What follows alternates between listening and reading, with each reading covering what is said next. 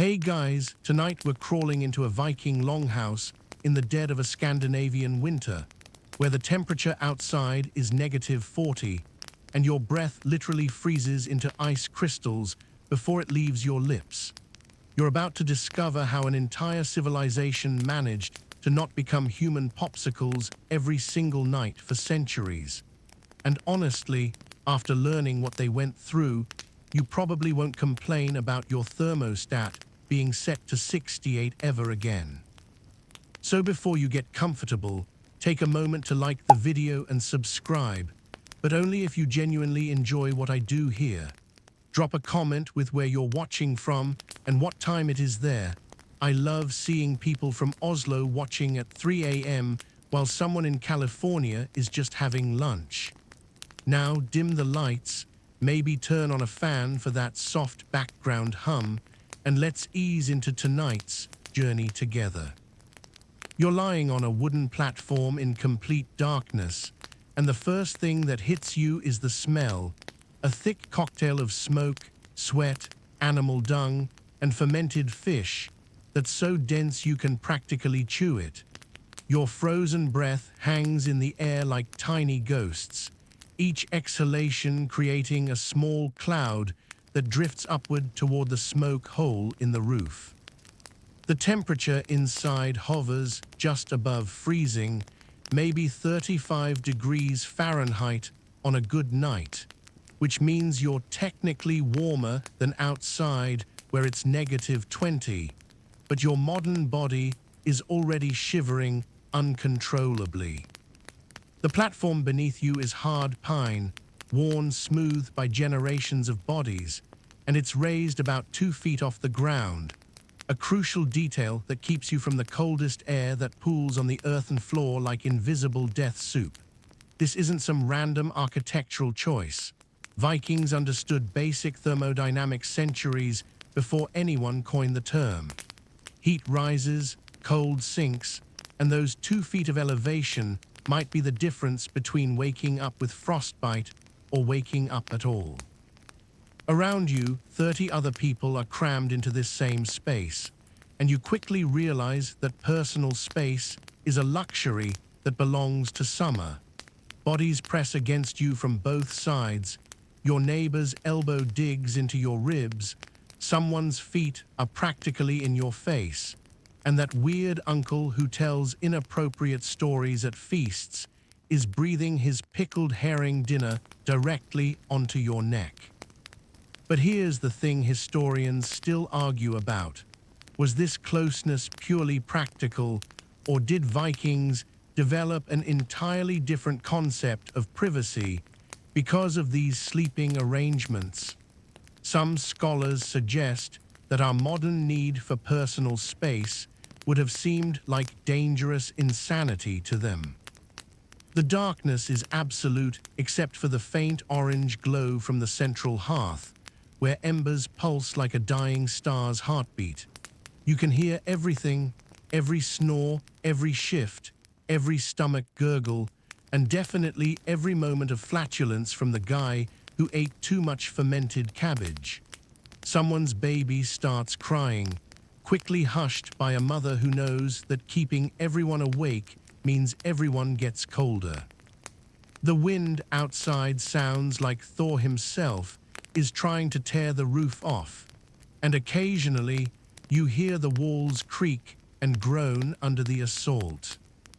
Your body heat is literally currency here. The warmest spots nearest the fire pit are reserved for the Jarl's family, while thralls and lower status individuals huddle at the edges where cold seeps through the walls like water through a bad seal. You're somewhere in the middle, close enough to avoid hypothermia, but far enough that your toes are already going numb. The fascinating part is that archaeologists have found evidence of sleeping platforms with subtle wear patterns that suggest people rotated positions throughout the night, creating an informal but crucial system of heat. As you lie there, you notice something strange. The air seems to pulse with warmth every few seconds. It takes you a moment to realize this, is the collective breathing of 36 humans and almost as many animals creating microweather patterns inside the longhouse. Medieval Arabic who visited Scandinavia described this phenomenon with a mixture of fascination and disgust, noting how Vikings had essentially turned themselves into a breathing organism of warmth. One account from mentions that the heat from bodies was so intense near the center of a crowded longhouse that ice on the walls would melt and refreeze in patterns that looked like frozen waterfalls. The walls around you aren't what you'd expect from your Hollywood Viking fantasies. No massive stone fortresses or crude log cabins here. Instead, you're surrounded by an engineering marvel that would make modern sustainable architects weep with envy. The Vikings figured out that dead air is the best insulator long before anyone understood R values or thermal coefficients. These walls are actually double-layered, with an outer shell of timber planks and an inner lining of woven branches, creating a cavity that's stuffed with whatever insulation they could scavenge: dried moss, seaweed, animal hair, and sometimes even old clothing that's too worn to wear but too valuable to throw away. You reach out and touch the wall nearest your sleeping platform, and it's surprisingly warm, not from the fire, but from something moving behind it. That's when you hear it, a low, rumbling moo followed by the distinctive sound of a cow relieving itself. The livestock aren't just stored here, they're part of the heating system. The wall you're touching is actually a partition, and on the other side, 20 cattle are generating roughly the same heat as a modern space heater. Each cow pumps out about 4,500 BTUs per hour. Multiply that by your whole herd, and you've got yourself a biological furnace that runs on hay and produces milk as a bonus. The really clever part that historians still argue about is whether Vikings deliberately designed their longhouses to maximize this animal heat, or just stumbled onto it through trial and error. Recent excavations in Iceland have found evidence of sophisticated ventilation channels built into the walls that seem designed to circulate warm air from the animal section throughout the human living space, without letting in too much of that distinctive cow and sheep perfume. Though let's be honest, after a week in here, you probably can't smell anything anymore anyway. Above your head, the roof is a thick sandwich of materials that would cost a fortune at a modern home improvement store. First, there's the wooden frame, massive beams that run the length of the building like the ribs of some enormous beast. Then comes layers of birch bark, positioned with the same precision as modern roof shingles, each piece overlapping to create a waterproof barrier. On top of that, they've piled turf, essentially chunks of earth held together by grass roots that's at least 2 feet thick. This living roof doesn't just insulate, it literally grows. In summer, your ceiling sprouts wildflowers and grass, and sometimes you'd wake up to the sound of goats grazing on your roof, which must have been the Viking equivalent of noisy upstairs neighbors. The turf is the secret weapon against winter. As it freezes, it creates an ice barrier that's paradoxically warmer than regular roofing. Snow piles on top, adding another layer of insulation. Vikings actually worried when snow didn't accumulate on their roofs because it meant heat was escaping. Some sagas mention people sending their children up to pile more snow on the roof during particularly brutal cold snaps, though one has to wonder how many kids, accidentally, started snowball fights up there instead. You notice something dripping on your face, not water, but a thick, tar-like substance.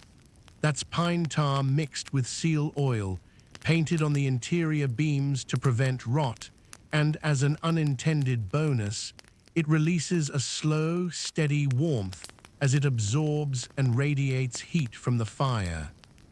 The Vikings discovered that this treatment could raise the interior temperature by several degrees, though it also made everything slightly sticky and gave everyone a distinctive pine and fish smell that apparently followed them everywhere. Arab merchants complained they could smell Vikings coming from 3 streets away, though that might have been exaggeration for dramatic effect. The floor beneath the sleeping platforms is perhaps the most ingenious element. It's not just packed earth, but a carefully constructed system of stones and gravel that creates drainage for spills while storing heat from the fire. Archaeologists have found evidence of hypocaust-like channels, borrowed technology from Roman bathhouses, where hot air from external fire pits could be directed under the floor. Not every longhouse had this luxury, but wealthy jarls essentially had heated floors 1,000 years before it became trendy in modern Scandinavian homes. Modern experiments with reconstructed longhouses have shown that this combination of turf, timber, and livestock could maintain an interior temperature 40 to 50 degrees warmer than outside. So when it's -30 outside, you're lounging in a balmy 20 degrees, which sounds terrible until you remember that most of human history involved people being way colder than we are comfortable with today. The kicker is that this system was so effective that when Christian missionaries arrived and convinced some Vikings to build stone churches, entire congregations nearly froze to death during services because stone buildings couldn't replicate the warmth of the traditional longhouse design. The hearth in the center of the longhouse is literally the difference between life and death, and you're about to understand why tending it was both an art form and a deadly gamble. This isn't some fireplace with a chimney, it's an open fire pit, roughly 6 feet long and 3 feet wide, lined with stones that have been carefully selected for their ability to absorb and radiate heat without exploding. Yes, exploding. Choose the wrong river rocks, and they'll literally blow up in your face when heated, sending shrapnel through the longhouse like medieval grenades. Vikings learned this the hard way, and sagas occasionally mention someone getting a face full of rock shards because they got lazy with their stone selection. The fire never goes out, ever. You're witnessing a flame that might have been burning continuously for years, passed down like a sacred inheritance. When Vikings moved to a new location, they'd carry embers from their old hearth in special containers made of hollow horns lined with clay, keeping their ancestral fire alive across oceans. Historians still argue whether this was purely practical or deeply spiritual, but when letting your fire die meant spending hours trying to restart it with flint and steel in freezing conditions, the distinction probably didn't matter much. Above the hearth, there's a hole in the roof called basically a smoke hole with attitude. It's covered by a wooden board that can be adjusted with long poles to control ventilation, and managing this is like playing a deadly game of atmospheric. Open it too much, and you lose all your heat plus snow dumps directly onto your fire. Close it too much, and everyone dies of carbon monoxide poisoning. The Vikings called this the sleep death, and they knew about it centuries before anyone understood the chemistry. They'd noticed that people who slept too close to poorly ventilated fires never woke up, leading to elaborate rules about who sleeps where and complex rotation schedules that read like medieval OSHA regulations. You watch as tonight's firekeeper Usually a slave or a younger family member earning their keep adds another log. But this isn't just any wood. Vikings were incredibly picky about their fuel, and for good reason. Pine burns hot but fast and creates dangerous sparks that could ignite the entire longhouse. Oak burns steady but produces minimal heat. The perfect combination, which they'd figured out through generations of trial and error, was birch for heat, ash for long burning, and small amounts of pine for quick temperature boosts. They'd also toss in dried cow dung, which sounds gross until you realize it burns incredibly clean and slow, producing a steady heat that lasts hours longer than wood alone. The smoke is everywhere, and your eyes are streaming tears within minutes. Vikings lived their entire lives with chronic respiratory issues that modern archaeologists can actually see in their skeletal remains, distinctive bone changes from constant smoke inhalation. But here's the weird part. The smoke might have saved as many lives as it destroyed. It killed insects, preserved meat hanging from the rafters, and created a sterile environment that prevented some diseases from spreading. Medieval visitors complained about Vikings being smoke eaters, but those same Vikings had lower rates of certain infections than their cleaner-living European counterparts. The temperature management is insanely complex. Too hot and the turf roof starts to smolder. Yes, your ceiling can literally catch fire from the inside. Too cold and ice forms on the interior walls, which then melts during the day and drips on everyone, creating a miserable cycle of dampness that leads to lung rot. The firekeeper has to maintain a perfect balance, reading the signs like a prehistoric thermostat. They watch how the smoke moves, listen to how the wood crackles, and even smell the air for that distinctive scent that means carbon monoxide is building up to dangerous levels. Around midnight, you witness something that would violate every modern fire safety code. Someone adds seaweed to the fire. Dried seaweed burns at a lower temperature, but produces a thick white smoke that's surprisingly warm and humid. Vikings discovered that this humid smoke helped prevent their sinuses from completely desiccating in the dry winter air, though it also made the entire longhouse smell like low tide. Archaeologists have found deposits of burnt seaweed in hearths across Scandinavia, suggesting this wasn't just a coastal practice, but something Vikings actively traded seaweed inland for. The real nightmare happens when the wind shifts. Suddenly, smoke that was drifting up through the gets blown back down, filling the longhouse with a choking cloud that sends everyone scrambling for the door.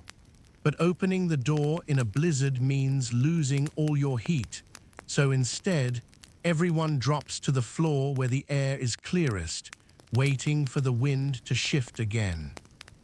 These smoke storms could last hours, and there are accounts of entire longhouses suffocating when unusual weather patterns trapped smoke inside for too long.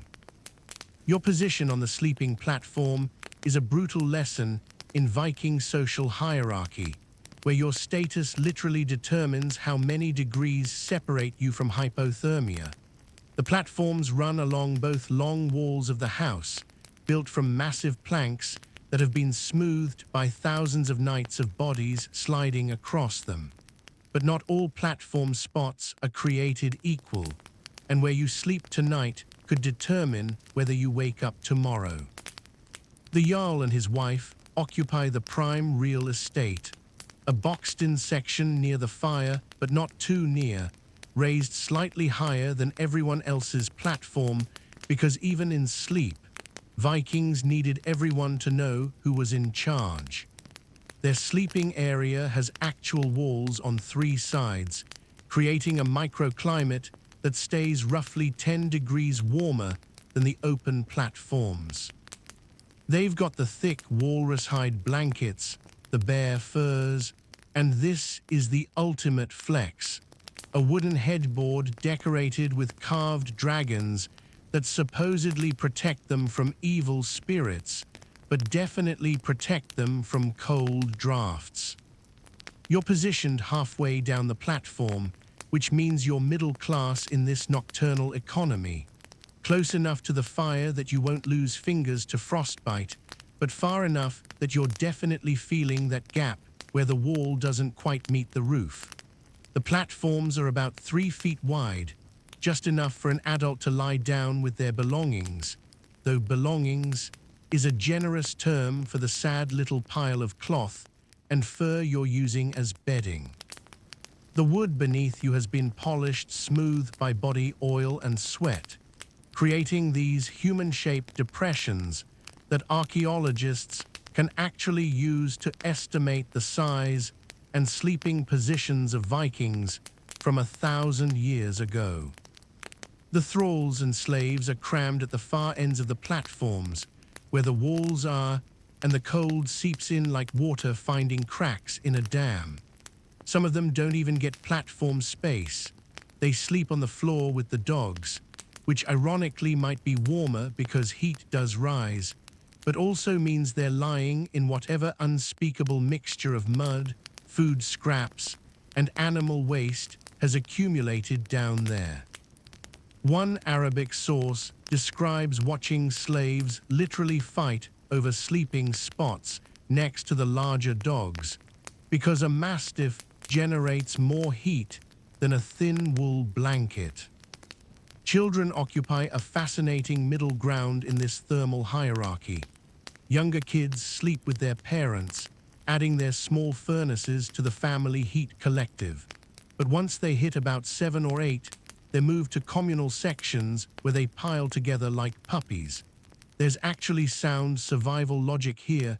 Children have higher metabolisms and generate more heat per pound than adults.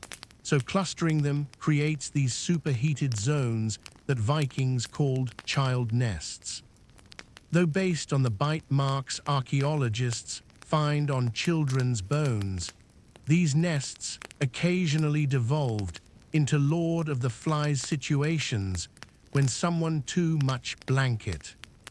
The platforms themselves are engineering marvels of discomfort. They're built at a precise angle, not flat, but tilted slightly toward the wall. This serves 3 purposes. It prevents you from rolling off onto the floor during sleep. It allows spilled liquids to drain away from your bedding, and it positions your body so that your head is slightly elevated, which Vikings believed prevented evil spirits from entering through your mouth while you slept. Modern sleep scientists would actually approve of this position for reducing acid reflux, though they'd probably have issues with literally everything else about this setup. Between each family's section, there are subtle boundaries marked by hanging cloths or furs that create psychological, if not thermal barriers. These dividers are mostly symbolic. Sound, smell, and temperature ignore them completely, but they maintain the illusion that you're not literally sleeping in a pile with 30 strangers. Historians still argue whether these dividers were permanent fixtures or just brought out at night, but wear patterns on the platforms suggest they were moved frequently, probably based on who was feuding with whom that week. The wood of the platforms tells its own story. In well-preserved longhouses, archaeologists have found different types of wood used for different sections. Oak for the Jarl's area because it's prestigious and doesn't splinter. Pine for the middle sections because it's abundant, and whatever random scraps they could find for the slave quarters. Some platforms show evidence of having been repeatedly repaired with increasingly inferior wood, suggesting that maintaining these sleeping areas was a constant battle against rot, wear, and probably the occasional Viking who got too enthusiastic during intimate moments and broke through the planks. At the very ends of the longhouse, furthest from the fire, there's evidence of what archaeologists delicately call multi-purpose spaces. These weren't just sleeping areas, but also storage, workshops, and sometimes emergency livestock housing during blizzards. Imagine trying to sleep while a panicked sheep is literally standing on your feet because it's too cold in the animal section. Saga references to people being stepped on by cattle in the night weren't metaphorical. Sometimes the line between human and animal space disappeared entirely when survival was at stake. The difference between sleeping warm and freezing to death comes down to what you've piled on top of yourself. And in the Viking world, your bedding is basically a biography of every animal you've ever killed, traded for, or stolen. You're lying under a patchwork of furs that tells a story of survival, economics, and occasionally questionable hygiene choices. The bare fur on top, that's prestige, probably taken during a ritual hunt that established someone's warrior credentials. The wolf pelt beneath it. Standard middle-class bedding, warm enough to prevent hypothermia, but common enough that nobody's going to knife you for it in your sleep. But here's what Hollywood never shows you. Most Vikings weren't sleeping under magnificent bear pelts every night. They were using sheepskin, lots and lots of sheepskin, layered like a smelly lanolin-soaked. Sheep were the civics of Viking livestock, reliable, economical, and everyone had one. A typical family would slaughter their sheep each autumn, and that skin would become someone's winter bedding. The wool was left on naturally, creating a surface that was simultaneously warm and disturbingly greasy. Vikings would sleep directly on the wool's side, letting body heat activate the lanolin, which created a waterproof barrier against the inevitable moisture that accumulated from breathing, sweating, and the occasional roof leak.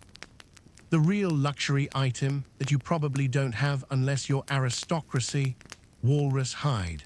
This stuff was the Viking equivalent of memory foam, thick, incredibly insulating, and so valuable that people literally listed it in their wills. A single walrus hide could be worth more than a slave, and historiographers still argue about whether the entire Greenland colony was established just to secure a steady supply of walrus products for the Norwegian elite.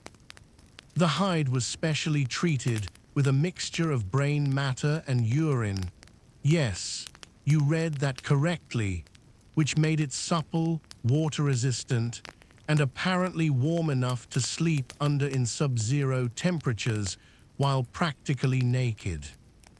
Underneath all these animal parts, you've got what Vikings called bottom bedding, basically whatever plant matter they could stuff into a cloth sack. Straw was the most common, but it had to be changed frequently because it attracted every mouse, louse, and unidentifiable crawling thing within a 5-mile radius. Wealthier Vikings used dried meadowsweet, which smells vaguely pleasant and has mild antiseptic properties. The archaeological record shows that some longhouses used dried seaweed as bedding, which sounds insane until you realize it's naturally resistant to pests and holds heat remarkably well. Plus, it made everything smell like the ocean, which was probably preferable to the alternative. The fabrication of these bedding materials was a year-round occupation. Summer wasn't just farming season, it was prepare not to die in winter season. Women would spend months processing animal hides, a job that involved scraping off fat and flesh with special tools, soaking them in various horrible-smelling concoctions, and then working them until they were soft enough to sleep under without feeling like you're covered in cardboard. The sagas mention women's hands being permanently stained from this work, and archaeologists have found female skeletons with distinctive wear patterns on their finger bones from years of hide processing. Your pillow situation is genuinely depressing by modern standards. If you're lucky, you've got a leather bag stuffed with duck down. The Vikings were actually the first Europeans to figure out that down was superior to feathers for insulation. If you're middle class, you're using a bag of chicken feathers that probably still smells faintly of bird. If you're poor, you're using your rolled-up day clothes or possibly just your arm. Some Vikings used smooth stones wrapped in cloth as neck supports, which sounds like a chiropractor's nightmare, but apparently helped position the head to reduce snoring. A serious issue when keeping people awake meant everyone got colder. The textile blankets are where things get interesting. Vikings were master weavers, and their wool blankets weren't just random pieces of cloth, but sophisticated items with different weaves for different purposes. The outer blankets used a technique called a dense, felted wool that was practically windproof. Underneath, they'd use lighter, looser weaves that trapped air for insulation. The thread count might not impress anyone at a modern department store, but these blankets could literally be the difference between life and death. Some recovered blanket fragments show evidence of being rewoven multiple times, suggesting that Vikings would cannibalize old blankets to repair newer ones rather than start from scratch. But here's the detail that really drives home how precious bedding was. Vikings had elaborate legal codes about bedding theft. Stealing someone's winter bedding was punishable by outlawry, essentially a death sentence. The law codes specifically mention that taking bedding after the first frost was considered attempted murder. There are court records of inheritance disputes that spent more time about who got grandmother's eiderdown comforter than who got her silver. When people started adding their bedding to their burial goods, it wasn't just about comfort in the afterlife.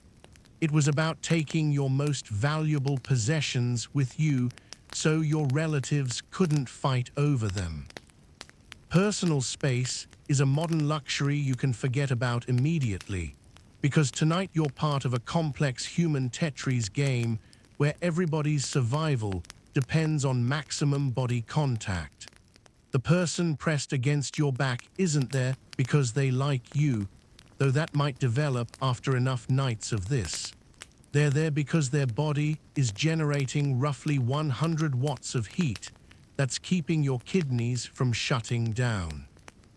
You're essentially living in a world where cuddling is a survival strategy, not a romantic gesture, though Vikings definitely figured out how to make it both when the opportunity arose.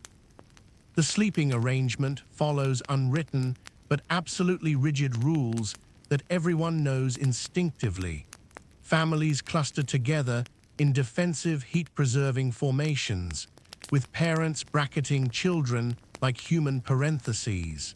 Single adults alternate male-female when possible, not for proprietary reasons, but because Vikings noticed that alternating body sizes created better heat distribution.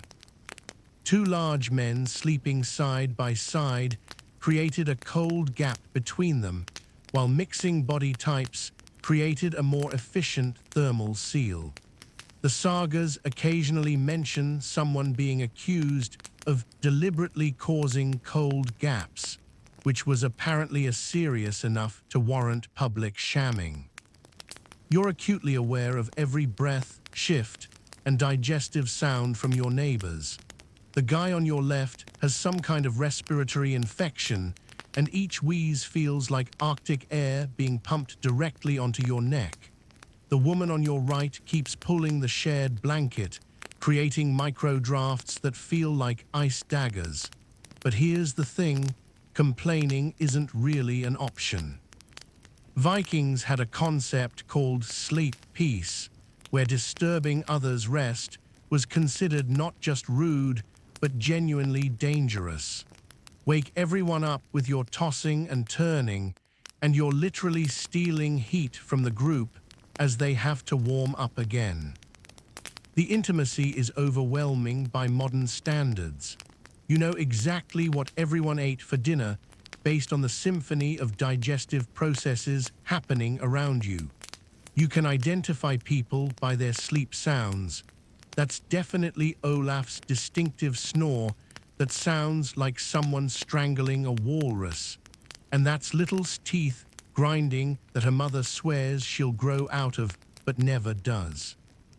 Historians still argue about how this enforced intimacy affected Viking psychology and whether their casual attitude toward bodily functions was a result of or adaptation to these sleeping conditions. Children are strategically placed in the warmest zones between adults, creating what Vikings called heat sandwiches. But kids being kids, they don't stay put. Throughout the night, you'll feel small bodies migrating across the platform like heat-seeking missiles, trying to find the optimal warmth pocket. Parents have developed an almost supernatural ability to grab wandering children without fully waking up and stuff them back into position. One saga mentions a woman who could reportedly identify each of her 7 children by the way they breathed in their sleep, redirecting them back to their spots without ever opening her eyes. The unmarried young adults have their own complex dynamics happening. They're supposed to be segregated by gender, but the platforms are only 3 feet wide and blankets are communal, so maintaining strict separation is about as realistic as keeping teenagers from making poor decisions. The sagas are full of references to night visits and Barbies mysteriously appearing 9 months after particularly cold winters. There's actually a legal term in Old Norse, frost child, for Barbies conceived during winter when normal social boundaries relaxed because survival trumped propriety. Parents would position themselves strategically to block access to their eligible daughters, creating human barriers that young men had to literally crawl over if they wanted to court someone, which added a whole new meaning to the phrase, meeting the parents. The elderly and invalids get priority placement near the fire, but not too near. Vikings understood that old bones needed steady warmth, not intense heat that could cause circulation problems. Grandparents often became the designated baby warmers, sleeping with infants on their chests because they maintained steady body temperature better than younger adults who might overheat from physical. This created multi-generational heat clusters that archaeologists can actually identify in burial patterns, where families who slept together for warmth were often buried in similar configurations. Newcomers to the Longhouse face a brutal initiation. You don't just find a spot and lie down, you have to be integrated into the existing heat ecosystem. Too close to an established family unit, and you're invading their thermal bubble. Too far away, and you're creating cold zones that affect everyone. There's usually a few nights of awkward shuffling while everyone figures out how your body heat fits into the existing pattern. Some people run hot, others run cold, and finding the right configuration is like solving a temperature-based logic puzzle while everyone's half asleep and grumpy. The middle of the night position shifts are a choreographed dance of survival.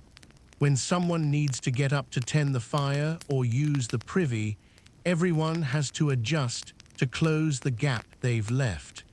It's like a massive game of human where removing one piece threatens the structural integrity of everyone's warmth. You learn to sleep light enough to automatically adjust when your neighbors move, but deep enough to actually get rest. A skill that takes years to develop and probably explains why Vikings were notorious for being able to fall asleep anywhere. Someone is always awake in the longhouse, always, because letting everyone fall asleep simultaneously is basically signing a death warrant for the entire household. You're witnessing the night watch system that Vikings perfected over centuries, where sleep deprivation was traded in shifts for collective survival. Tonight's firekeeper is a thrall named who lost a finger to frostbite last winter because he fell asleep during his watch and let the fire die down to embers. The house elder made him keep the blackened digit in a pouch around his neck as a reminder, which seems harsh until you remember that his negligence nearly killed 3 children who were sleeping in the coldest section. The night duties rotate on a complex schedule that would make modern shift workers weep with sympathy. Young adults take the early evening shifts when they're still energized from the day. The middle of the night shifts go to slaves and lower status family members who don't have the social capital to refuse. The pre-dawn shift, surprisingly, is often taken by the eldest sons or the Jarl himself, partly because this is when raids typically happened and partly because whoever controls the morning fire controls when everyone else wakes up, which is a power play that Vikings took very seriously. The firekeeper's job is insanely complex. Every hour, they need to add exactly the right amount of wood. Too much and you risk a chimney fire in the smoke hole. Too little and the temperature drops low enough that the elderly and infants are at risk. They're constantly checking the animals, making sure none have broken free and are eating the roof support beams. Yes, this happened regularly with goats. They're listening for the sound of roof timbers creaking under snow load, ready to wake everyone for emergency snow removal. They're watching for that telltale blue tinge to the flames that means carbon monoxide is building up, and they need to adjust the smoke hole immediately. But here's the part that nobody talks about. The firekeeper is also the night therapist, confessor, and sometimes the only witness to the strange dramas that unfold in darkness. People who can't sleep will whisper their fears to whoever's awake, knowing that night conversations have a different weight than daytime talk. The firekeeper hears everything: who's planning to leave for Iceland, who's stealing grain from the communal stores, whose marriage is falling apart. There's an Old Norse saying that translates roughly to, "The night watch knows all secrets, but speaks none." Though given Viking gossip culture, that last part was probably more aspiration than reality. Around 2 a.m., you watch the firekeeper perform one of the most dangerous jobs in the longhouse, cleaning the smoke hole. Ice builds up around the opening from where warm air meets frozen wood, gradually closing the gap until carbon monoxide starts backing up into the living space. Someone has to climb up on the roof in the middle of a winter night and chip away the ice with iron tools while not falling through the smoke hole into the fire below. The sagas mention people who died doing this job, either from falls or from being overcome by smoke and tumbling into the flames. Tonight, ties a rope around his waist and has another slave hold it while he climbs, muttering prayers to Thor that the roof beams hold his weight. The livestock check happens every 2 hours, and it's not just about making sure they're alive. The firekeeper has to redistribute hay so the animals keep eating and generating heat, check for signs of illness, that could spread through the confined space, and sometimes physically separate animals that are fighting. You hear him curse softly as he discovers one of the sheep has died. It needs to be dragged outside immediately before it starts to cool and becomes a heat sink that could chill the entire animal section. But opening the door means losing precious warmth, so he has to be fast. The blast of Arctic air that enters during the 30 seconds the door is open makes everyone unconsciously huddle closer together. Water management is another nightmare task. Every bucket of water in the longhouse will freeze solid by morning if it's not kept near enough to the fire.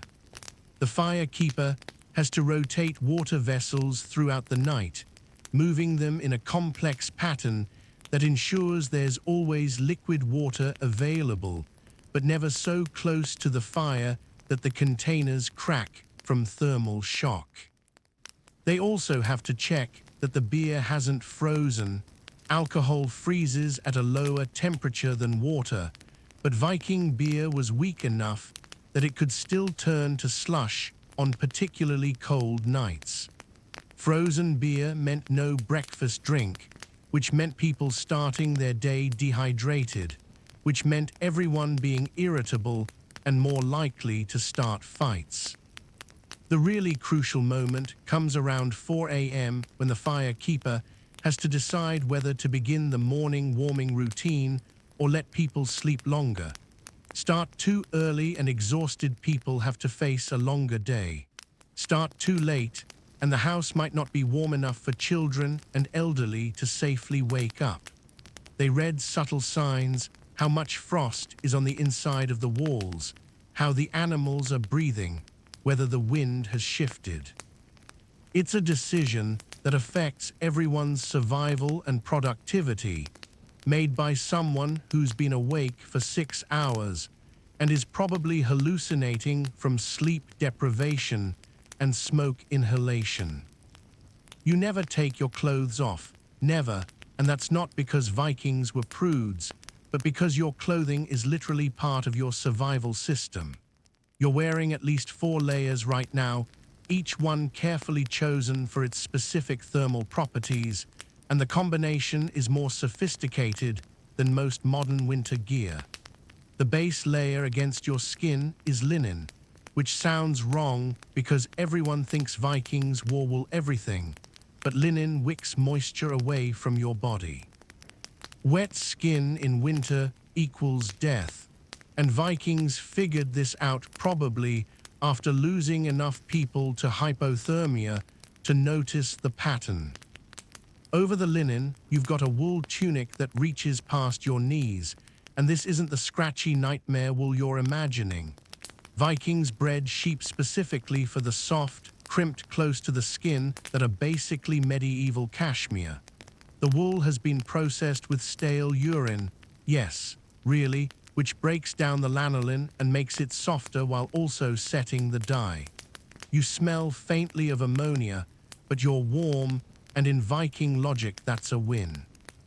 The wool tunic is deliberately oversized, creating air pockets that trap body heat, essentially the same principle as modern puffer jackets, but achieved with strategic bagginess instead of synthetic fill. Your outer layer is where things get interesting.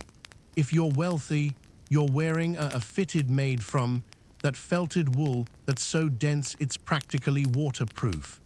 The sagas describe warriors standing in storms where their cloaks shed rain like duck feathers, which archaeologists initially thought was poetic exaggeration until they recreated the fabric and discovered it really is that water-resistant.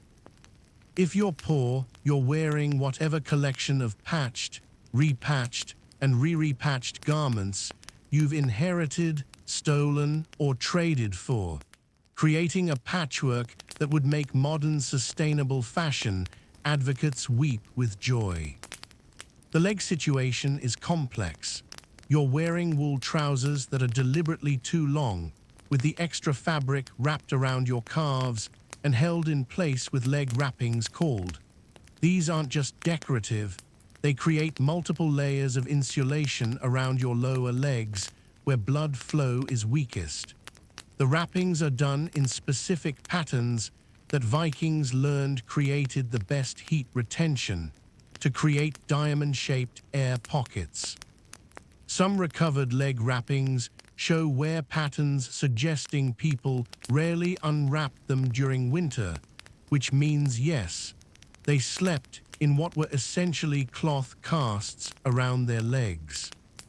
Your feet are wrapped in an engineering marvel of desperation and ingenuity. First, there's a linen foot wrap that goes between your toes and around your foot like a primitive sock. Over that, you might have actual socks if you're wealthy, knitted using a technique called that creates a fabric that doesn't run if it gets a hole. Over that, you've got leather shoes that are more like leather bags for your feet, stuffed with dried grass or moss for insulation. The grass needs to be changed daily or it rots and causes trench foot, but fresh grass is surprisingly warm. Historians still argue about whether Vikings discovered that certain mosses have antibacterial properties or just noticed that people who used moss in their shoes got fewer foot infections. Now here's where it gets genuinely uncomfortable. You're sleeping in all of this, every single night.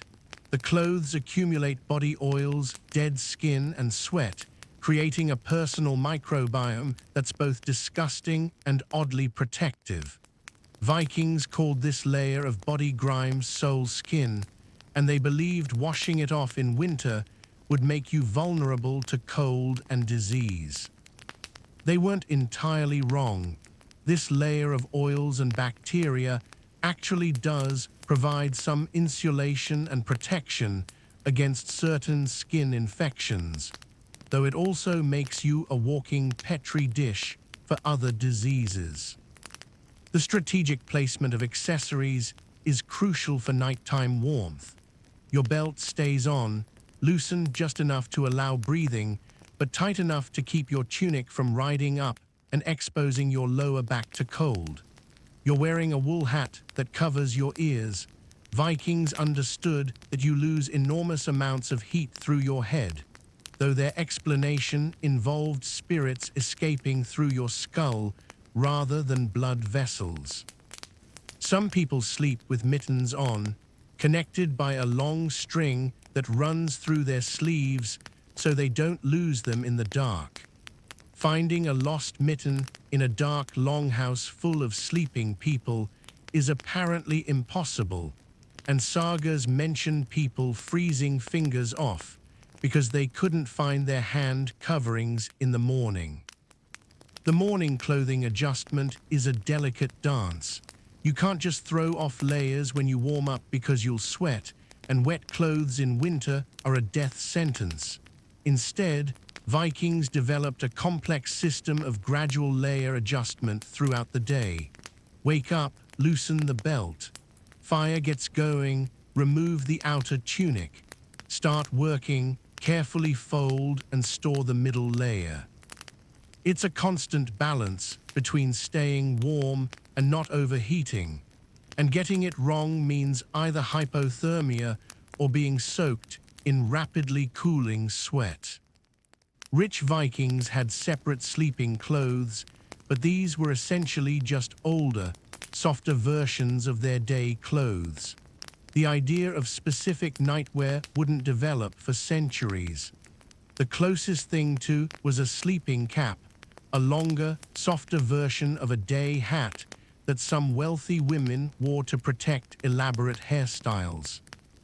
Men sometimes wore sleeping caps too, though this was apparently considered slightly effeminate, and saga heroes definitely didn't wear them, at least not in the stories they told about themselves. The midnight drinking session that's about to happen isn't Viking party time. It's a calculated survival strategy involving fermented beverages and strategic calorie bombing that keeps internal furnaces running through the coldest hours. Around 1 a.m., when body temperatures naturally drop to their lowest point, someone breaks out the ale. Not the watered-down breakfast ale, but the strong stuff that's been fermenting since autumn, thick as porridge and strong enough to make your eyes water. You take your turn with the communal drinking horn, trying not to think about the fact that 30 other people's mouths have been on this thing tonight, because alcohol equals warmth and warmth equals survival. The Vikings figured out something that wouldn't be scientifically proven for another 1,000 years. Alcohol causes vasodilation, making blood vessels near the skin expand and creating a sensation of warmth. Of course, this actually makes you lose heat in the long run, but Vikings solved this by combining alcohol with massive amounts of fat and protein. That's why the drinking horn is followed immediately by chunks of fermented shark that's been buried underground for 3 months, or which smells like a public restroom but contains enough concentrated calories to keep your metabolism firing for hours. The real midnight feast, if you can call it that, is blood pudding made from whatever animals were slaughtered in autumn, mixed with fat, barley, and herbs, then sewn into stomach bags and fermented. It tastes exactly as appetizing as it sounds, which is to say not at all, but each bite is basically a caloric bomb that your body will spend hours processing, generating heat the entire time. Vikings had a saying that translates to cold belly, cold death, and they weren't being poetic. An empty stomach at night meant your body had nothing to burn for heat, so everyone gets forcibly fed whether they're hungry or not. The midnight mead isn't the honeyed delicacy you're imagining from fantasy novels. This is survival mead, made from whatever honey could be scraped together, mixed with water that's questionable at best, and fermented with wild yeast that gives it a taste somewhere between sweet wine and infected wound drainage. But it's calorie-dense and alcohol-heavy, which makes it perfect for the 2 a.m. wake-up call when someone notices the children shivering. Parents will literally pour mead mixed with butter down their kids' throats, a practice that horrified Christian missionaries but probably saved countless young lives. You watch as someone breaks out the emergency supply, fermented fish oil. Yes, that's exactly what it sounds like. Fish oil that's been allowed to go rancid in a controlled way that makes it safe to drink, but absolutely revolting to taste. It's pure concentrated calories and omega fatty acids, basically the Viking equivalent of an energy drink, but infinitely worse. People shoot it back like medicine, which is essentially what it is, medicine against freezing to death. The taste lingers for hours, but so does the warmth it generates as your body processes fats that are so complex they take half the night to digest. The social dynamics of midnight eating are fascinating. Food is distributed based on thermal need, not social status. The Jarl's wife serves the thralls first if they're showing signs of dangerous cold. Children get the best pieces of fat, elderly get the easiest to digest portions, and pregnant women get double rations because they're heating for 2. There's a temporary equality in these midnight feedings that doesn't exist during regular meals. Historians still argue whether this was pragmatic, dead thralls can't work, or represent some deeper Viking understanding of communal survival that transcended their usual rigid hierarchies. The timing of these midnight feedings is precise. Too early and the thermal boost wears off before dawn. Too late and people's core temperatures have already dropped too far to recover easily.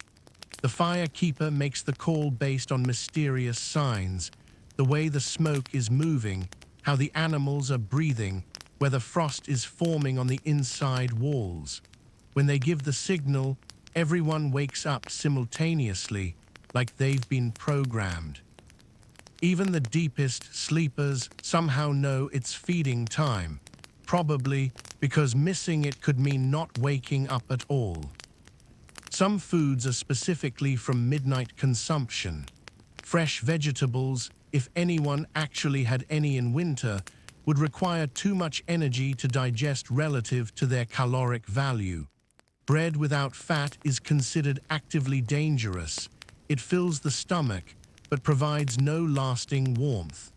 Water is never drunk cold. It's always mixed with something, ale, mead, vinegar, anything to prevent it from cooling the core temperature. There are saga references to people dying from drinking cold water in winter, their bodies unable to warm the liquid fast enough to prevent systemic shock. The morning after these midnight sessions is always rough. Everyone's slightly, definitely nauseated from the fermented fish and probably dealing with digestive issues that make the longhouse atmosphere even more challenging than usual. But everyone's alive, which is the only metric that matters. The Vikings had a term night feeding survivors for people who made it through particularly harsh winters, suggesting that this practice of strategic midnight consumption was recognized as a genuine survival skill.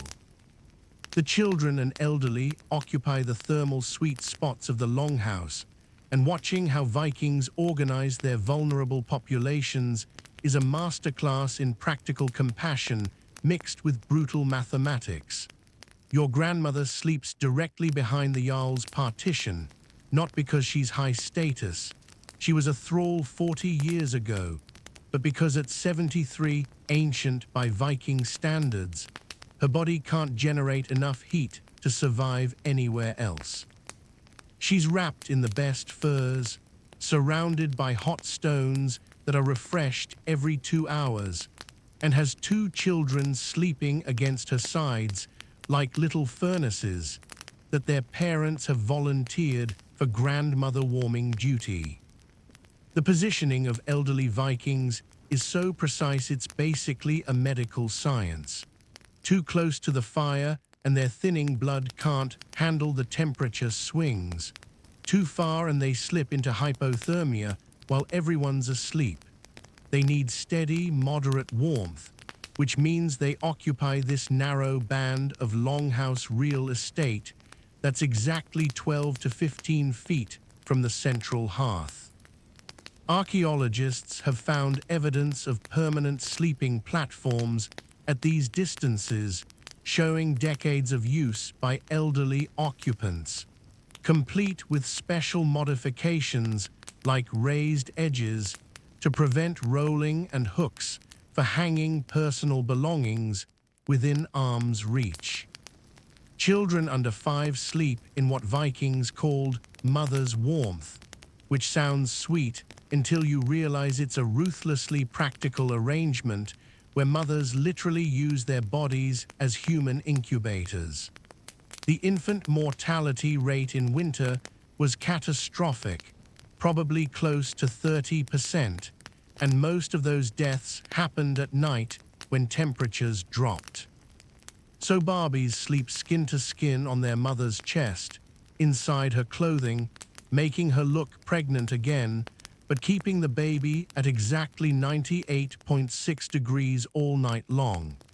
The fathers sleep pressed against the mother's back, creating a 3-person heat generation unit that gives infants the best chance of seeing spring. You notice something heartbreaking. The elderly without families are clustered together in their own section, creating what Vikings called grandfather nests. These aren't blood relatives, but widows and widowers who lost their own families and now depend on each other for warmth. They sleep in shifts, always keeping one person awake to check if the others are still breathing, adding blankets to anyone who feels too cold. There's a devastating pragmatism to how they check each other. a gentle shake every hour, and if someone doesn't respond after 3 shakes, they're assumed dead and moved away from the group to prevent heat loss. The sagas mention finding frozen elderly Vikings still holding hands, having died trying to share their last warmth. The placement of sick children is constantly debated and adjusted. A child with fever needs cooling, but not so much they go into shock. A child with lung sickness needs warmth, but also good air flow. You watch as parents engage in heated whispered arguments about whether little's cough means he should move closer to or further from the fire. These decisions could mean life or death, and parents have to make them with no medical knowledge beyond inherited wisdom and desperate observation. The wrong choice haunts families for generations. Sagas mention parents who never forgave themselves for positioning a sick child incorrectly on the night they died. Pregnant women get priority positioning that changes based on how far along they are. Early pregnancy means staying in normal family clusters, but after about 6 months, they get moved to spots with easy access to the door in case of emergency. There's always a clear path kept from their sleeping spot to the exit, and the midwife sleeps nearby. Winter births were incredibly dangerous, not just the birth itself, but keeping a newborn warm in those first critical hours.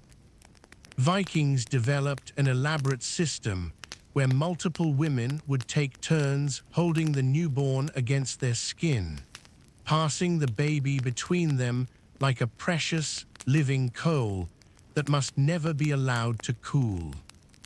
The teenagers occupy a fascinating middle ground, old enough to generate significant heat, but young enough to need protection. They're positioned as a buffer between the adult sections and the cold outer walls, essentially using their higher metabolisms as a human shield for everyone else. But teenagers being teenagers, they don't always cooperate. The sagas are full of references to young people sneaking out of their assigned spots for romantic encounters, leaving dangerous cold gaps that could affect entire families. Parents develop elaborate detection systems, strings tied between sleeping spots, deliberately creaky boards, even training younger siblings to rat out their older brothers and sisters. Old warriors with battle injuries get special accommodation based on their specific disabilities. A man with a leg wound that won't heal needs consistent warmth to prevent infection. Someone missing fingers from frostbite needs extra hand coverings and sleeps with their hands tucked into someone else's armpits, usually a reluctant relative who drew the short straw. Veterans with lung damage from years of shield walls sleep propped up on special angled platforms to help them breathe. The community invests enormous resources keeping these damaged warriors alive, partly from respect, but mostly because they're the ones teaching the next generation how to fight and survive. The truly heartbreaking part is the triage system that develops during the worst cold snaps. When temperatures drop to deadly levels and there isn't enough warmth for everyone, families make impossible choices.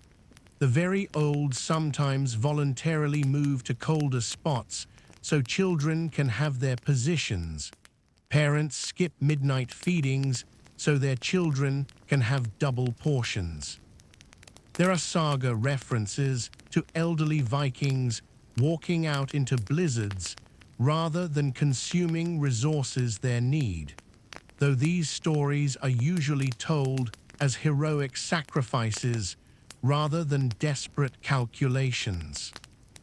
The morning resurrection begins while it's still pitch black outside, probably around 5 a.m., and watching Vikings collectively thaw out and restart their bodies is like observing some kind of ancient biological reboot sequence. The firekeeper has been slowly building up the flames for the past hour, raising the temperature gradually because shocking cold bodies with sudden heat can actually cause heart problems, something Vikings learned through fatal trial and error. The first sign of morning is a collective groan that ripples through the longhouse as 30-plus people simultaneously realize they need to move muscles that have been locked in the same position for 8 hours. Your first challenge is literally unsticking yourself from your sleeping position. The moisture from your breath has frozen your hair to the wooden platform, and pulling away too fast means leaving some behind.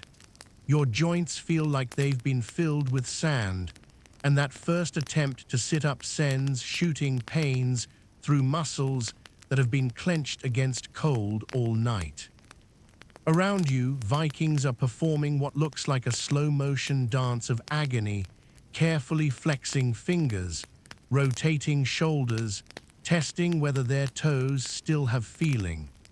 The elderly need actual assistance, their joints so stiff that family members have to physically massage their arms and legs before they can move. The water situation is a nightmare. Every bucket, bowl, and pot has a thick layer of ice that needs to be broken. The designated water breaker, usually whoever lost at dice the night before, goes around with an iron rod, smashing through ice layers while trying not to crack the containers. The sound of ice breaking becomes the morning percussion that fully wakes everyone up. But here's the problem. The water underneath is so cold that touching it with bare hands can cause instant frostbite, so everyone has to wait for it to warm slightly before attempting any kind of washing. Not that much washing happens. Vikings in winter maybe splash their faces and rinse their mouths, saving actual bathing for special occasions or when the smell becomes truly unbearable. The communal morning piss is an exercise in logistics and desperation. The indoor waste bucket, if you're lucky enough to have one, is frozen solid, creating a disgusting piss-sized sculpture that someone has to carry outside. Most people just wrap themselves in whatever cloaks they can find and stumble outside to relieve themselves, which means opening the door and letting in air so cold it makes everyone still in bed curl into tighter balls. The smart Vikings piss into straw that will be used for animal bedding, adding ammonia that actually helps preserve the straw and adds nitrogen for when it's eventually used as fertilizer. Waste nothing, including waste. Getting dressed is redundant since you never got undressed, but morning involves the elaborate ritual of checking whether anything has frozen to your body overnight.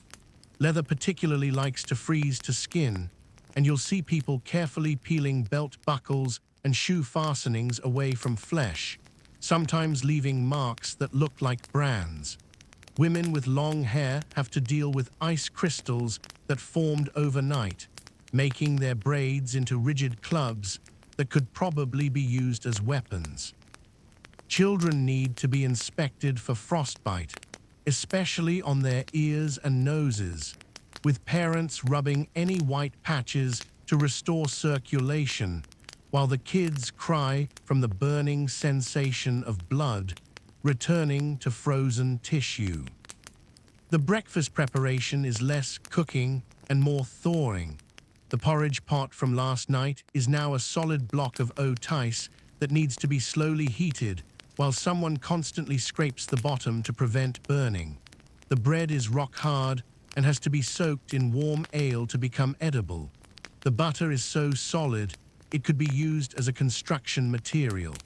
Everything takes 3 times longer than it would in summer, and everyone's patience is already worn thin from the cold.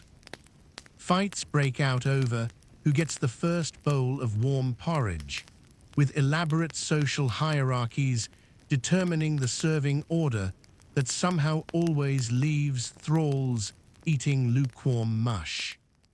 The animal situation each morning is genuinely depressing. You have to check how many made it through the night, and there are always casualties. Chickens particularly just seem to give up when it gets too cold, and you'll find them frozen in their roosts like feathered ice sculptures. Dead animals need to be processed immediately. The cold means they won't rot, but they'll freeze so solid they become impossible to butcher. So mourning often involves emergency slaughtering and processing, while everyone's still half asleep and frozen, turning what should be breakfast time into an impromptu butchering session with numb fingers and questionable knife skills. The worst part of mourning is when someone doesn't wake up. It happens often enough that Vikings have a specific protocol. First, try to wake them with increasingly aggressive shaking. If that doesn't work, check for breathing by holding a piece of wool near their nose. If nothing, they get moved to the coldest part of the longhouse to preserve the body until proper burial rites can happen. But here's the morbid practicality. Their bedding gets immediately redistributed to the living. Their clothes too, if they fit anyone. The dead don't need warmth, and sentiment is a luxury that winter doesn't allow. The sagas mention this matter-of-fact treatment of death, where someone who shared your warmth last night becomes a resource to be distributed by morning. When a real blizzard hits, and by real, I mean the kind where the wind sounds like the world is ending and snow piles up than you can shovel, the longhouse transforms from a shelter into a prison where everyone might die together. The storm protocols that kick in are basically Viking martial law, where normal social rules get suspended and survival becomes the only law that matters. You're about to spend possibly 3 or 4 days trapped in this building with 40 humans, 20 cattle, countless chickens, and whatever rodents have decided to ride out the storm with you. And by day 2, you'll be questioning whether freezing to death outside might be preferable. The first sign of a serious storm is the animals going insane. Cattle start bellowing and throwing themselves against their stalls, horses kick at walls, and chickens huddle in terrified silence. They know what's coming hours before humans figure it out. When the house elder confirms a major storm is approaching, everything shifts into emergency mode. Children are sent to gather every piece of burnable material they can find. Adults drag in extra water before it becomes impossible to open the doors. And someone has to climb on the roof one last time to secure the smoke hole covering, knowing they might be the last person to see sky for days. Once the storm hits properly, you can't open the doors, literally. Snow piles up so fast that within hours you're sealed in. The only ventilation is through the smoke hole, which has to be partially kept open or everyone suffocates. But keeping it open means snow dumps directly onto your fire. Someone has to stand there with a wooden pole, constantly pushing snow away from the opening while getting covered in the freezing powder that blows back in. They rotate this job every 20 minutes, because longer than that, and the person's hands freeze to the pole. The sagas describe people losing fingers this way, the flesh freezing so solid it snaps off like icicles. The temperature inside drops dramatically, maybe to just above freezing if you're lucky. Everyone moves toward the center, abandoning the platforms that are now too cold for human habitation. You create human islands around the fire pit, packed so tightly that individual identity disappears into a mass of bodies trying to share warmth. Social hierarchy completely breaks down. The Jarl's daughter is pressed against a thrall. The proud warrior has a sheep in his lap. Everyone is touching everyone in ways that would be scandalous in normal times, but now just means survival. The real nightmare starts when people begin to crack psychologically. Vikings had a term, storm madness, for what happens when you're trapped in semi-darkness with the same people for days. Someone starts laughing and can't stop. Another person becomes convinced that the storm is a personal attack by frost giants. Children cry constantly from the pressure changes that make their ears hurt. Adults snap at each other over nothing, then huddle together crying from the stress. Someone always tries to go outside, convinced they can fight the storm, and has to be physically restrained. The sagas mention people who were never quite right after surviving a multi-day blizzard lockdown. Food becomes a massive issue. You can't cook properly because you're conserving fuel, so everything is either cold or barely warmed. The diet reduces to the absolute basics: dried fish that you gnaw on like leather, rock-hard bread that has to be soaked in precious water to become edible, and fermented everything because at least fermentation provides some calories. But here's the thing: digestion generates heat, so everyone forces themselves to eat even when the thought of another piece of makes them gag. Parents pre-chew food for children whose teeth can't handle the frozen provisions, passing partially digested mush mouth to mouth like birds, which is exactly as disgusting and desperate as it sounds. Water management becomes critical when you're sealed in. The human waste bucket fills up and can't be emptied. The animal waste just accumulates in their section, creating a thick, frozen layer of manure that actually provides insulation, but makes the air quality drop to dangerous levels. People start getting headaches from the ammonia, carbon dioxide builds up from all the breathing, and the smoke from the fire can't escape properly. Vikings would tie cloth over their faces, not for warmth, but to filter the air that's becoming increasingly toxic. Some sagas describe hallucinations from oxygen deprivation, where people saw their dead ancestors beckoning them to walk into the storm. The human chain bathroom breaks are terrifying.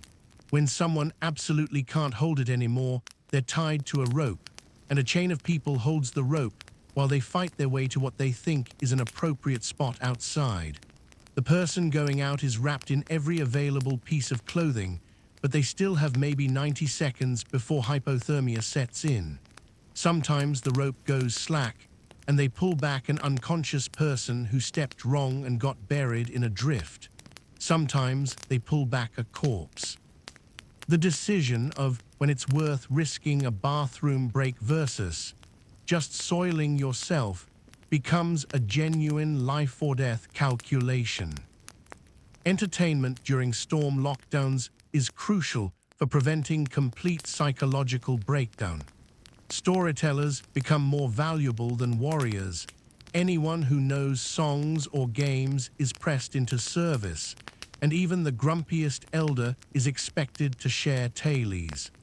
They play elaborate word games, have riddle contests, and engage in genealogy recitations that go back 20 generations. Children are taught to carve or sew, not because anyone needs more wooden spoons or patches, but because idle hands lead to storm madness. The sagas that everyone knows by heart get told with new embellishments, and by day 3 of a lockdown, its raid on Lindisfarne somehow involves him fighting a dragon made of Christian gold. The radical difference between summer and winter sleeping arrangements is like watching your longhouse transform between two completely different buildings, and the migrations between seasonal configurations are as complex as any bird migration pattern. Come May, when the last frost finally breaks, Vikings essentially abandon the longhouse at night like it's contaminated. which honestly, after 6 months of 40 people and various animals their body in an enclosed space, it basically is. The first warm night when someone suggests sleeping outside, it triggers a mass exodus that would be comedic if it weren't so desperately needed. Summer sleeping happens in small huts, tents, or even just under the stars when weather permits. Couples who haven't had privacy since October disappear into the woods with suspicious bundles of bedding. Children build elaborate lean-tos and pretend they're on raids. The elderly claim the best spots in small outbuildings where they can finally sleep without someone's elbow in their kidneys. The longhouse becomes primarily a cooking and storage space, aired out during the day with all doors and shutters opened, trying to eliminate the winter funk that's soaked into every piece of wood. Vikings would burn juniper branches inside to fumigate the space, creating a pine-scented smoke that allegedly killed lice and definitely made everyone's eyes water. But here's the thing historians still argue about. The summer dispersal wasn't just about comfort. It was strategic disease prevention. Vikings noticed that families who maintained winter sleeping arrangements through summer had higher rates of what they called lung rot, probably tuberculosis, and skin devils, various infectious rashes. By spreading out in summer, they were unconsciously breaking disease transmission chains that had been building all winter. The sagas mention entire families dying because they were too lazy to move out in summer, though whether this was disease or just Viking of people who couldn't be bothered to follow social norms is unclear. The transition periods are the most dangerous. In September, nobody wants to be the first family to move back inside. It's admitting defeat to winter. So you get these elaborate social dances where everyone is obviously cold at night, but pretending they're fine, until finally some elder or pregnant woman moves inside for health reasons, giving everyone else social cover to follow. The first night back in the communal longhouse is always awkward, like a reunion nobody wanted to attend. Everyone has to re-establish their sleeping positions, argue about who gets what platform space, and remember how to sleep through Olaf's snoring that somehow got worse over summer. Spring transition is equally complex, but in reverse. As soon as the temperature at night stays above freezing, young adults start agitating to move out. Parents resist because they know unsupervised teenagers plus private sleeping spaces equals a population boom come winter. There are elaborate negotiations about who's old enough to sleep separately, which basically means who do we trust not to come back pregnant or having impregnated someone.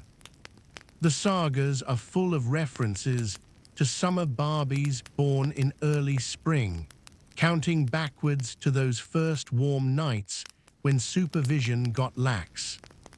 The seasonal cleaning that happens during these transitions is mind-boggling. Everything that can be moved gets dragged outside.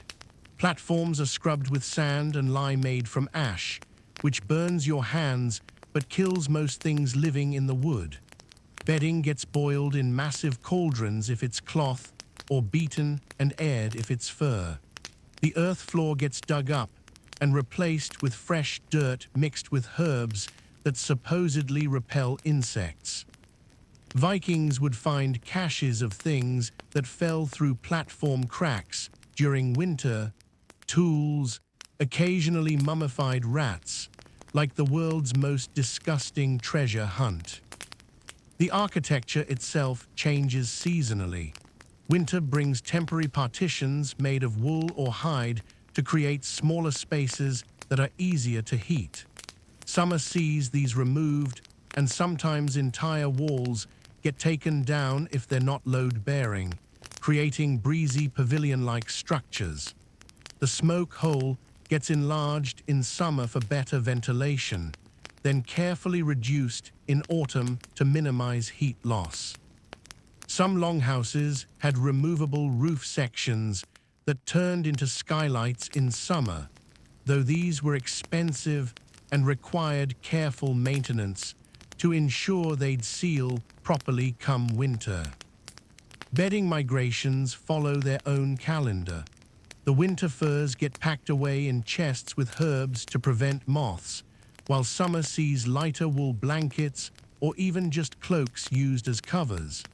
The really valuable stuff, like that walrus hide, gets professionally cleaned by specialists who travel between settlements in spring, basically Viking dry cleaners who know secret techniques for fur and hide. They're paid ridiculous amounts because nobody wants to discover in October that their prize bear fur has been eaten by bugs and they're facing winter with nothing but scratchy wool. The psychological impact of these seasonal changes can't be overstated. Vikings who survived winter would sometimes develop what we now recognize as seasonal anxiety disorder, becoming increasingly agitated as autumn approached. The sagas mention warriors who were fearless in battle, but would start having nightmares about winter lockdown. Conversely, some people couldn't handle the summer dispersal, having become so accustomed to communal sleeping that being alone caused panic. There are references to people who slept outside the longhouse in summer, but still within earshot, unable to fully separate from the collective breathing they'd grown dependent on. The psychological warfare against winter darkness and isolation happens every single night, and Vikings developed elaborate mental survival strategies that modern psychologists would recognize as surprisingly sophisticated coping mechanisms. The storytelling that happens in the dark isn't entertainment. It's a weaponized narrative that keeps people from going insane during the 20-hour nights of deep winter. You're lying there in the dark, and someone starts telling a story you've heard 100 times, but tonight they're adding new details about how Thor's hammer was forged, and everyone pretends they haven't noticed that the storyteller is basically describing their own father who died last winter, working through grief in the only way that's socially acceptable. The games Vikings play in the darkness are designed to keep minds sharp when everything encourages mental hibernation. They have this thing called memory chains, where one person starts with, "I went to market and bought an axe." The next adds an item, and it continues until someone forgets the sequence and has to take over fire-watching duty. By deep winter, these chains get absurdly long and specific. "I went to market and bought an axe, 2 pounds of spoiled whale meat." A Christian slave who claims to speak Latin but definitely doesn't. 3 roosters that might be the same rooster because they all look identical in the dark. It's mental exercise disguised as entertainment, keeping cognitive functions running when your brain wants to shut down. Physical intimacy becomes completely redefined in this context. Privacy is a complete joke when 40 people can hear everything, so Vikings developed elaborate social fictions to pretend they couldn't. There's this unspoken rule that whatever happens under the furs stays under the furs, even if everyone absolutely knows what's happening.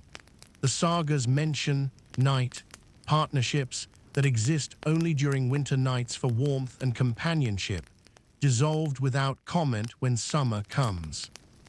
Historians still argue whether these were sexual relationships or just survival partnerships, but it was probably both, depending on the night and how cold it was. Children develop their own psychological adaptations that are genuinely disturbing. Kids who grow up in longhouses learn to sleep through anything: screaming, fighting, animals dying, adults doing adult things 3 feet away. They create elaborate fantasy worlds where the smoke patterns on the ceiling become landscapes, the sounds of wind become giants' voices, and the daily struggle for survival becomes epic quests.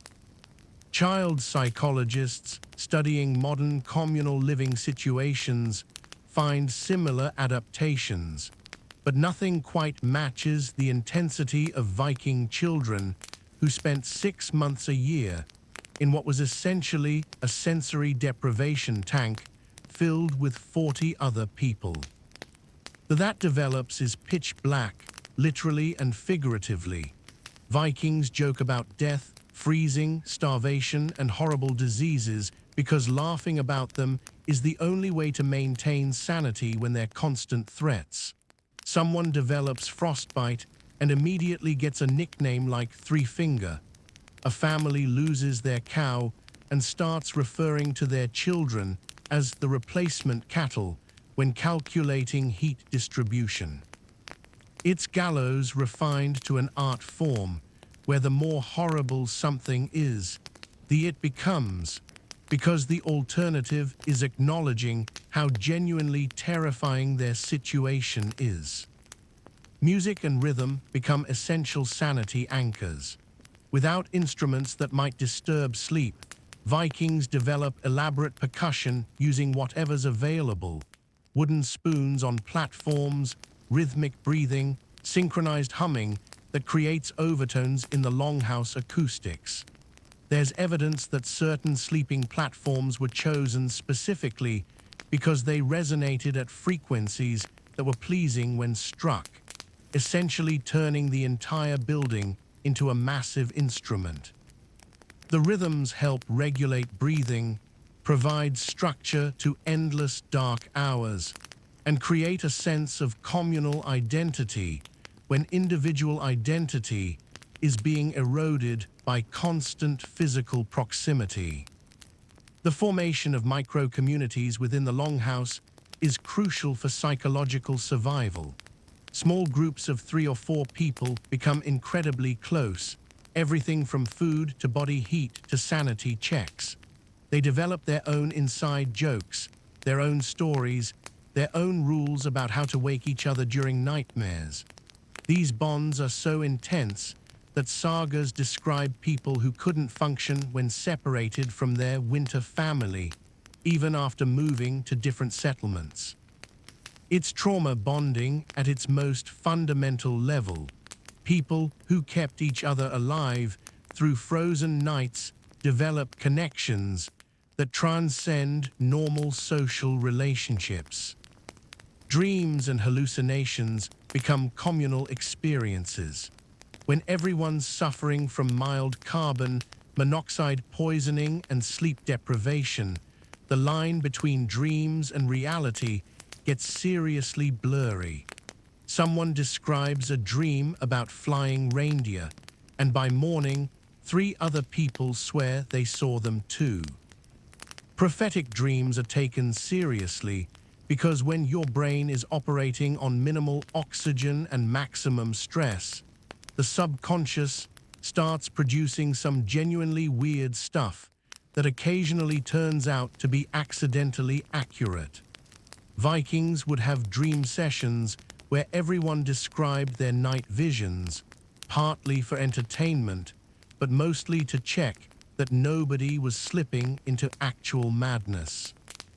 The role of what Vikings called mind holders, people who were specifically responsible for monitoring everyone's psychological state, was as important as firekeeping.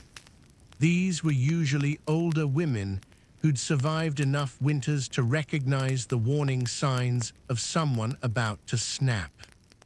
They discreetly rearrange sleeping positions to separate people who were starting to conflict, organize impromptu celebrations when morale dropped too low, and sometimes just hold someone while they cried about how much they missed sunlight. The sagas mention these women with deep respect, calling them winter mothers who kept communities sane through the darkest months. The brutal truth about Viking winter mortality is that not everyone who went to sleep woke up, and the statistics would make modern health officials declare a state of emergency. Archaeological evidence suggests that winter death rates in Norse settlements could reach 15 to 20%, with children and elderly making up most of the casualties. You're lying here in the dark, listening to that old man's raspy breathing getting shallower, and everyone knows he probably won't see morning. But here's the thing, Vikings had such a matter-of-fact relationship with death that they'd already divided up his belongings while he's still technically alive, not from cruelty but from practicality. His furs will go to his grandson, his platform space to the pregnant woman who needs better positioning, and his silver arm ring to whoever promises to compose a decent death poem that makes him sound more heroic than froze to death in his sleep.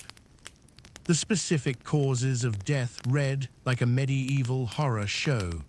Hypothermia was obvious, but carbon monoxide poisoning probably killed more Vikings than anyone realized.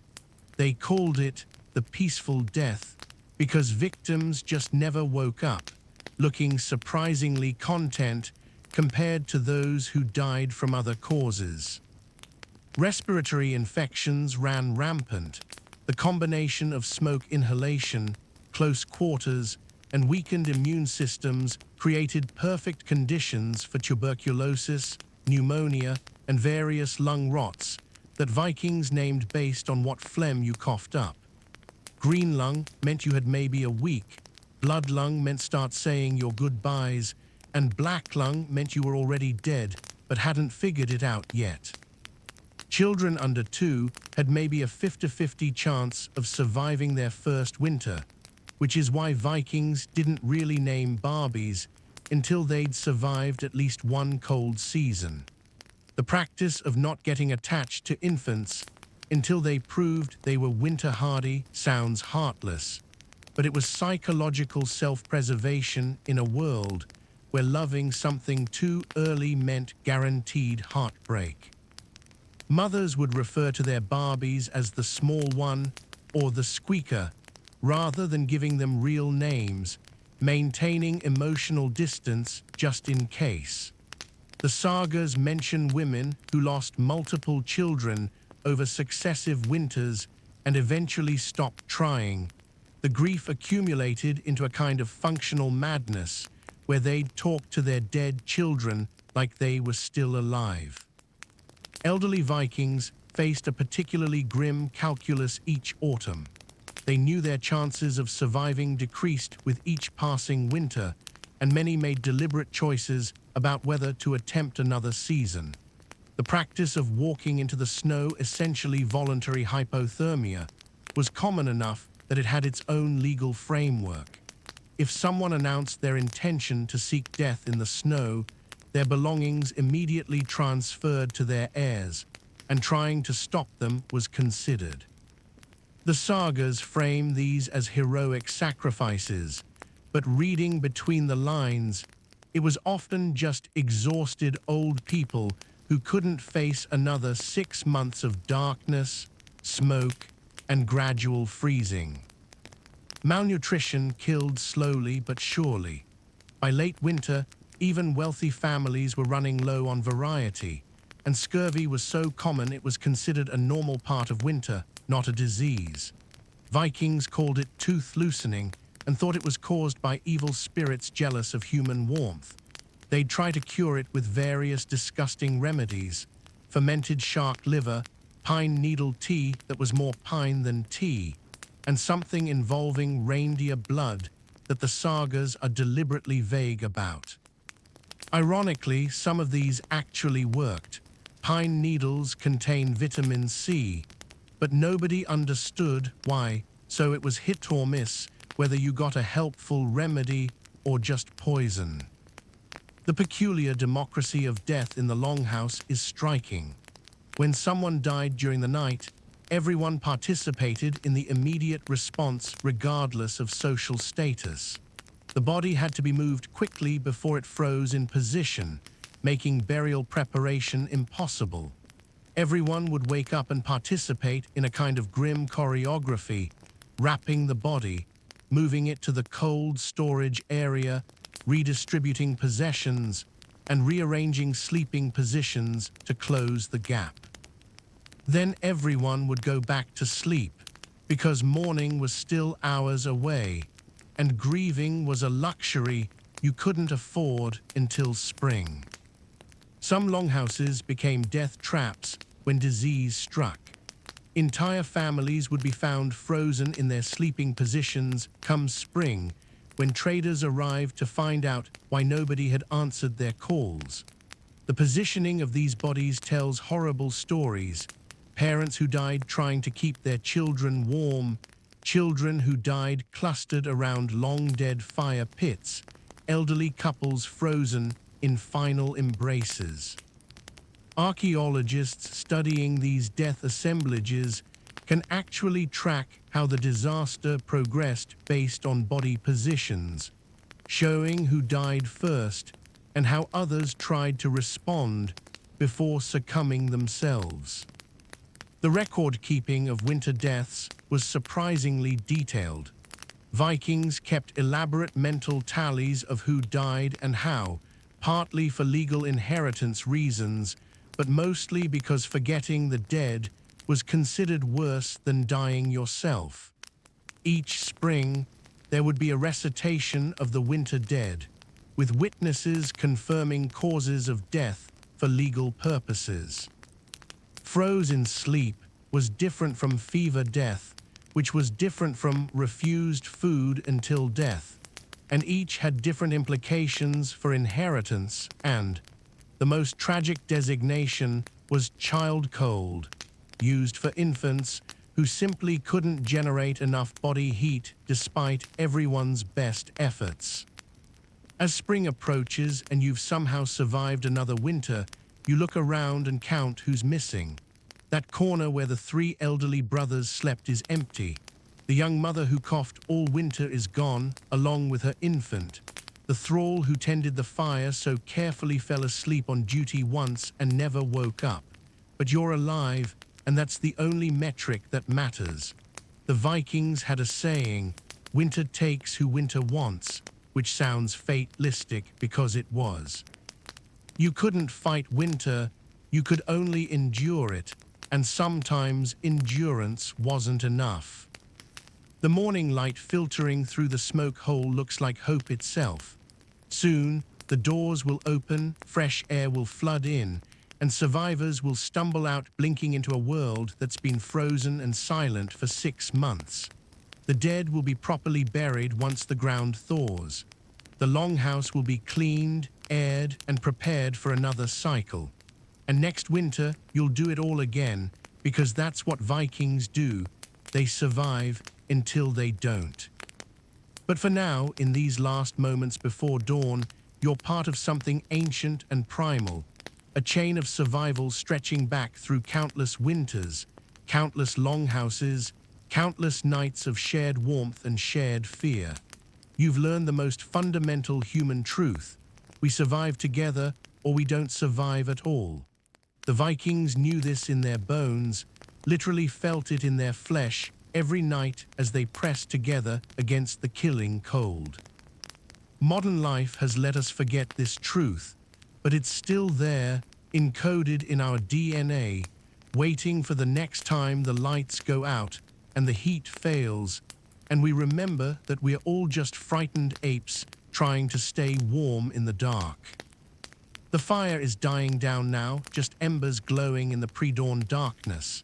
Someone should add more wood, but everyone's too exhausted to move.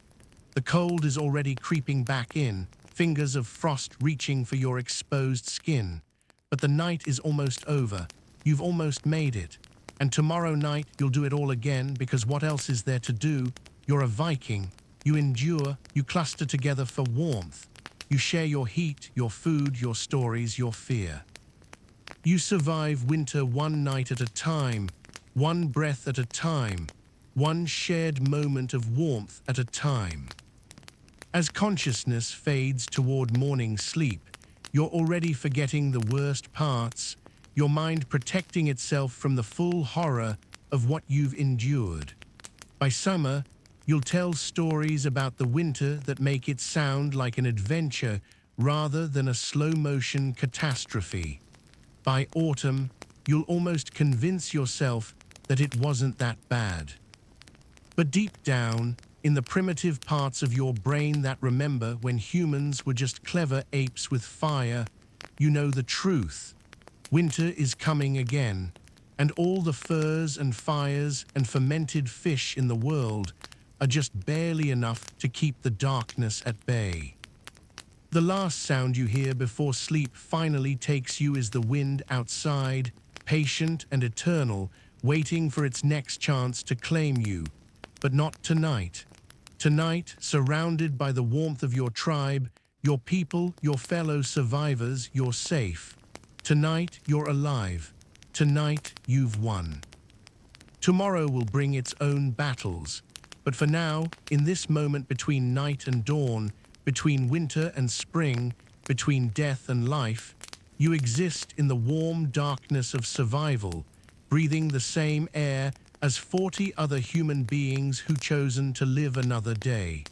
And sometimes that's enough. Sometimes that's everything. Sweet dreams drift in like morning mist, soft and gentle after the harsh realities of the night. The longhouse settles into its morning rhythm, creaking and sighing like a living thing, protecting its occupants for just a few more hours.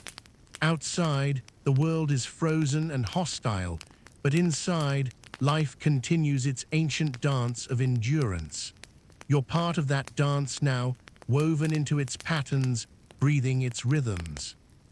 Sleep comes slowly, then all at once, pulling you down into darkness warmer than any fire, deeper than any winter night.